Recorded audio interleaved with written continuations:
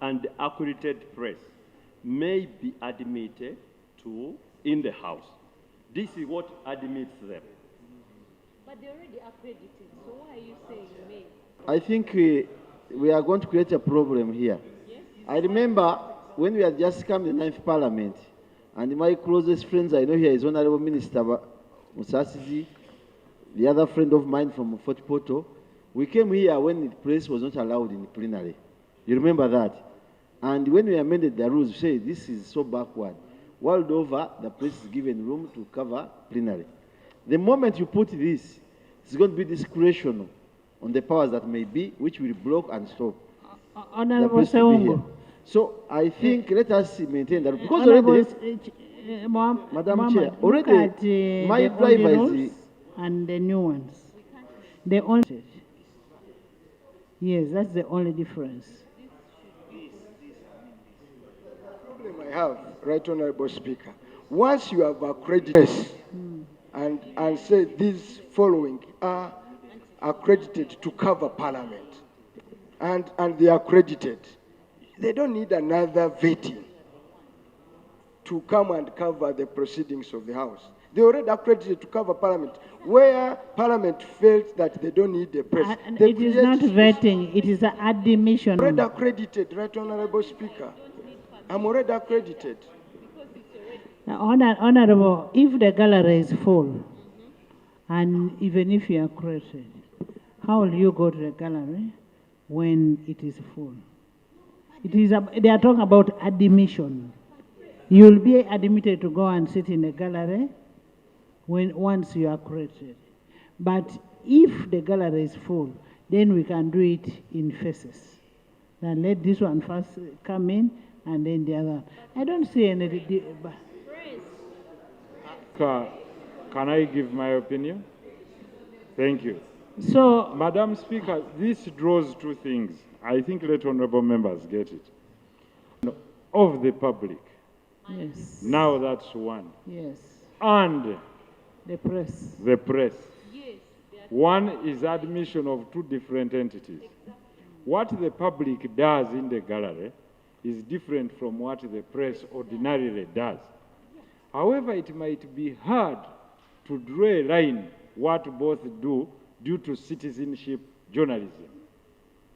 Because I can come in the name of admitted into maybe a committee meeting as an individual, and I pick up, some are admitted even to the committees, and this is what I was raising with the chair. Committees.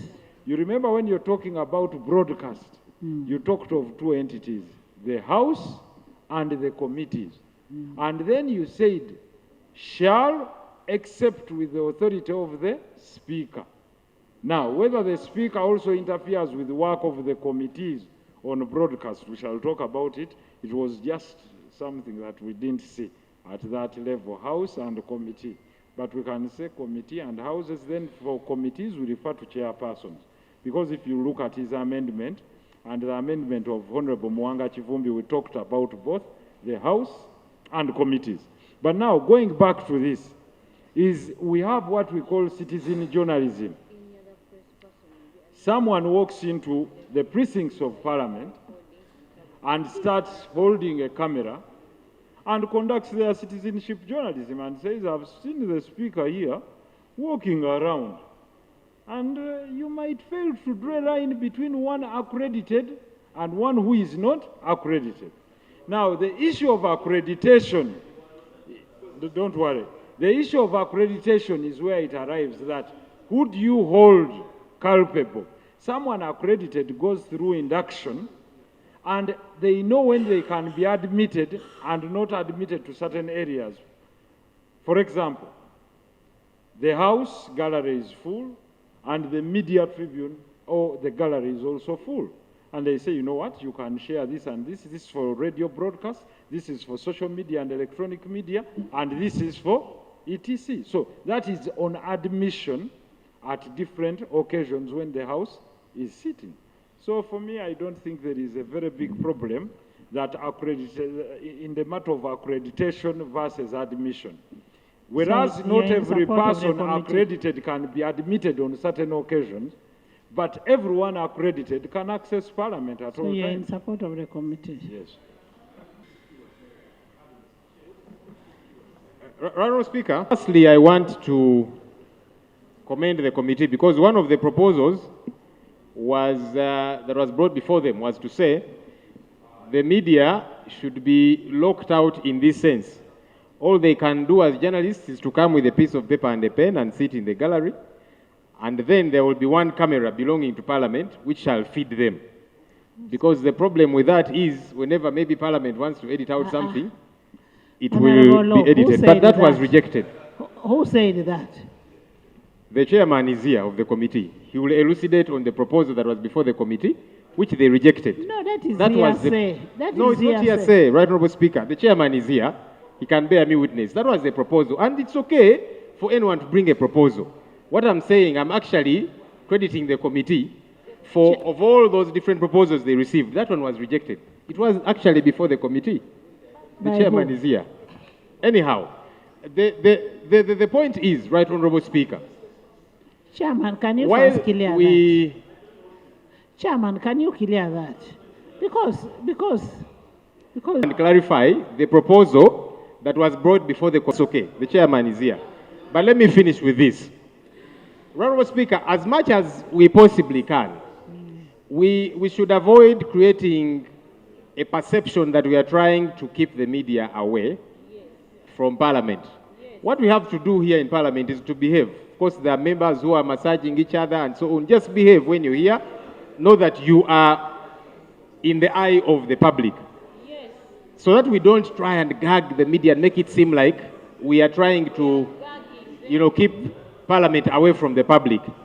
Right, Honourable Speaker, and that brings us to the question of the may and shall that we are debating about. before we go to the may and shall, as leadership, we have never made a suggestion that we don't want the press here.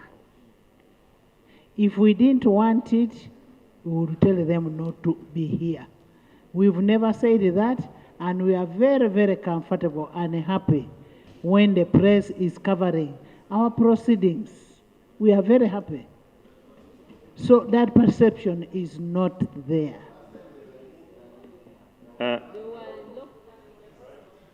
We've never received as a committee a proposal to lock out the press. We never. What was, and we detailed it within the report. There was some suggestion that we provide a link, like what goes in another parliament. Then the link supplies to the press. Not that anybody was interested to lock out the press and he brought that view to our committee. No, that is not true. Just finishing, he was clarifying, then the Chair. DAG could... Madam Chair, with all due respect, Lop, I want to request that that particular comment be expunged from the record. Right, Honourable Speaker, my understanding and the perception of the public out there is when you say there will be a link and we shall supply you, you're saying when these journalists are up there, they do have their own linkages to different pages, they have different media houses.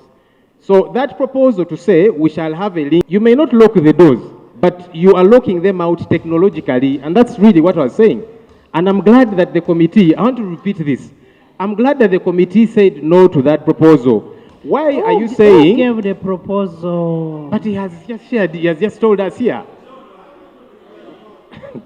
Honourable Speaker, we are belaboring too much. The chairman of the committee has elucidated. Yeah, you know, I belong to technology, smart technology. When you are talking about a live link, you've not locked out anybody. Because in this modern world, we appreciate the use of technology. The smart technology makes you access the entire globe. So when the Parliament is trying to go modern, in the local context, you might think that they want to lock out the press, but in the standard measures of the global knowledge gaps, this is a normal practice. The issue of a link, I need to defend it. It should not be used to say that Parliament wants to lock out the press. Honorable Members members, giving on matters of technology. Because I'm a highly members. technical person on matters of IT, and you are informing the country the link cannot actually lock other people out. Like when the president is addressing the nation, it is basically UBC that is there, and the UBC feeds other channels.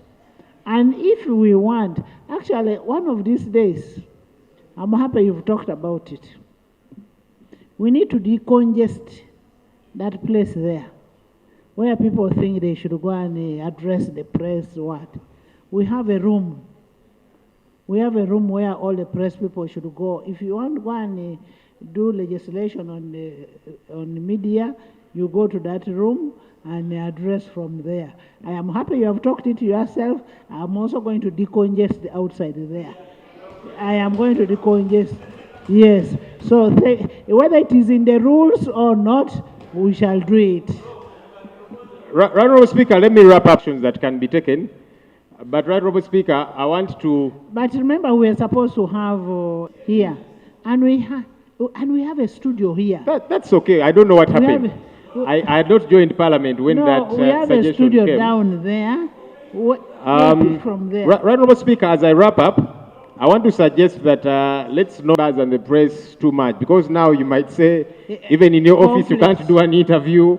In the corridors, you know, I think it's okay for members to be able to move freely. But again, I'm glad that that particular proposal was not allowed by the committee. But, Honorable Speaker, I think when we say shall, we are setting a general principle that as Parliament, we are open to the public, we are open to scrutiny. The other administrative details can be worked out. I know that Parliament accredits about 200 journalists. Now, you cannot have all the 200 journalists in the press gallery. That's what now gets to be worked about administratively. Law, Rule 23 to the public. Subject to this rule, the sittings of the House or of its committees shall be public. And I'm repeating, shall. Thank you, Right Honorable. The media was chased away from up there when we were dealing with the coffee bill. I quoted it when we returned here. We had, and it's was on the suspended. hands. When we came to go back, Right Honorable, you keep taking me behind, and yet we have kind of moved. No, we enjoy you talking. We enjoy you. No, I want to sit down. I want to finish, and then I sit. So let me finish this way.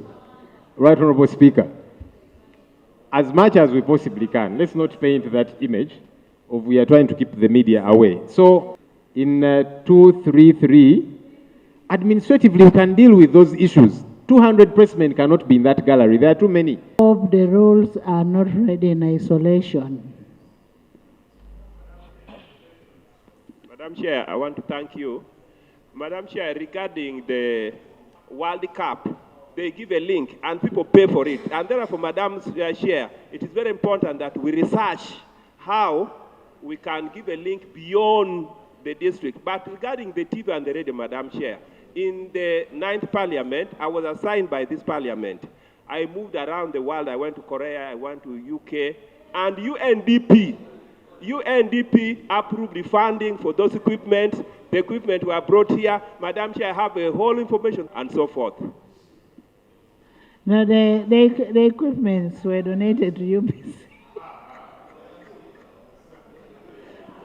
I put a question that Rule 223 be amended as proposed. Those in favor say on the contrary, nay? The ayes have it. Rule 234.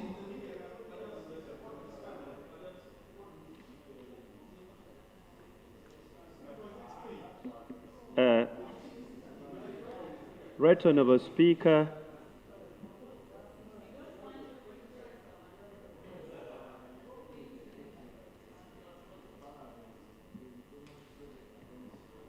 Thank you, Right Honorable Speaker. Chair of the rules, if you could just give me 1 minute. Right Honorable Speaker, Doug just moved here that the statements of the leader of opposition be expunged.